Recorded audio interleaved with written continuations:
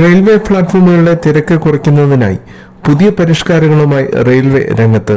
വിമാനത്താവളങ്ങളിലെ പോലെ കൺഫേം ടിക്കറ്റുള്ളവർ മാത്രം പ്ലാറ്റ്ഫോമുകളിലേക്ക് പ്രവേശനം അനുവദിക്കുന്നതാണ് പുതിയ രീതി.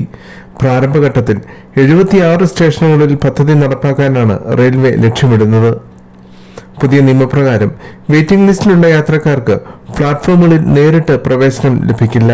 ന്യൂഡൽഹി അടക്കമുള്ള 76 സ്റ്റേഷനുകളിൽ തിരക്ക് കുറയ്ക്കുന്നതിനായി പാസഞ്ചർ ഹോൾഡിംഗ് ഏരിയകൾ സ്ഥാപിക്കാൻ റെയിൽവേ മന്ത്രാലയം പദ്ധതികൾ ആരംഭിച്ചിട്ടുണ്ട്.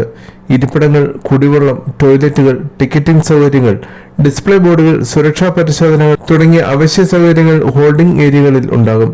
ടിക്കറ്റ് ഇല്ലാത്തവരെയും വെയിറ്റിംഗ് ലിസ്റ്റ് ടിക്കറ്റുകൾ കൈവശം വെച്ചിരിക്കുന്നവരെയും ഹോൾഡിംഗ് ഏരിയകളിൽ ഇരുത്തും. കൺഫേം ടിക്കറ്റുള്ള യാത്രക്കാർക്ക് പ്ലാറ്റ്ഫോമുകളിലേക്ക് നേരിട്ട് പ്രവേശനം അനുവദിക്കുന്നതിനായി റെയിൽവേ പൂർണ്ണമായ ആക്സസ് നിയന്ത്രണം ഏർപ്പെടുത്തും. റെയിൽവേ സ്റ്റേഷനുകളിലും സമീപ പ്രദേശങ്ങളിലും സൂക്ഷ്മ നിരീക്ഷണത്തിനും ഫലപ്രദമായ തിരക്ക് നിയന്ത്രണം ഉറപ്പാക്കുന്നതിനുമായി AI CCTV ക്യാമറകൾ സ്ഥാപിക്കും.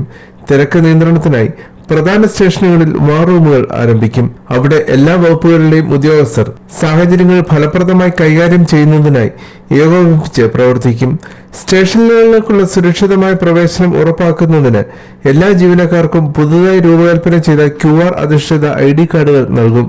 ഒരു പ്രതിസന്ധി ഘട്ടത്തിൽ എളുപ്പത്തിൽ തിരിച്ചറിയാൻ കഴിയുന്ന തരത്തിൽ എല്ലാ ജീവനക്കാർക്കും പുതിയ ഡിസൈനിലുള്ള യൂണിഫോമുകൾ നൽകാൻ റെയിൽവേ പദ്ധതിയിടുന്നുണ്ട്. COVID-19, മഹാകുംഭമേള എന്നിവയ്ക്കിടെ അത്യപൂർവമായ പ്രതിസന്ധി സാഹചര്യങ്ങൾ കൈകാര്യം ചെയ്ത അനുഭവത്തിൽ നിന്നാണ് പുതിയ തീരുമാനം കൈക്കൊണ്ടതെന്ന് റെയിൽവേ മന്ത്രി അശ്വിനി വൈഷ്ണവ് പറഞ്ഞു.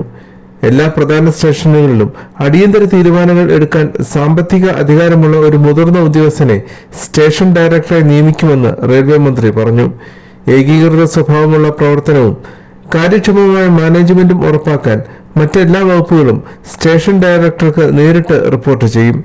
76 സ്റ്റേഷനുകളിൽ നടപ്പാക്കുന്ന പുതിയ പരിഷ്കാരം കേരളത്തിലെ ഏതെല്ലാം സ്റ്റേഷനുകളിലാണ് നടപ്പാക്കുന്നതെന്ന സൂചന ഇനിയും ലഭിച്ചിട്ടില്ല.